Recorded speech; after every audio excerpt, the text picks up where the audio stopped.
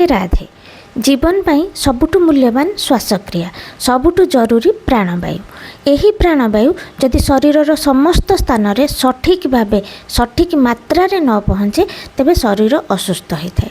नदीर जल जमती नदी भितर सठिक मात्रा रे बहिले अमृत, नदी बाहरिले बन्या, कमिगले जलाभाव, सेमती प्राणवायु नाड़ी भितर सठिक भावे एक रिदिम रे नियंत्रण हो गति कले शरीर सुस्थ रहे, नचेत शरीर असुस्थ हो जाए।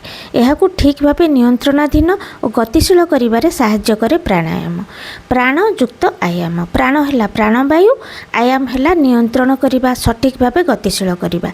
प्राणायाम द्वारा नाड़ी शोधन होता है, नाड़ी रे ब्लकेज रहेनी, लंग्स कैपेसिटी बढ़े, शरीर सबु स्थान रे ठीक मात्रा रे ऑक्सीजन पहुँचे, ब्लड प्रेशर बैलेंस हुए, हार्ट ठीक भाव काम करे, इम्यूनिटी भी बढ़े, स्ट्रेस एंजाइटी डिप्रेशन ये सब दूर हुए, नर्भस सिस्टम दृढ़ हुए, आम अधिक फोकस रहू और माइंड रे क्लारिटी आसे, एंडोक्राइन सिस्टम बैलेंस हुए, तेणु हार्मोन समस्या दूर होबारे साहाय्य करे।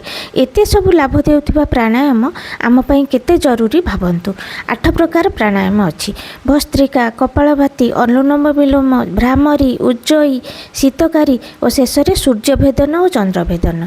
प्रत्येक प्राणायाम अलग अलग बेनिफिट रही।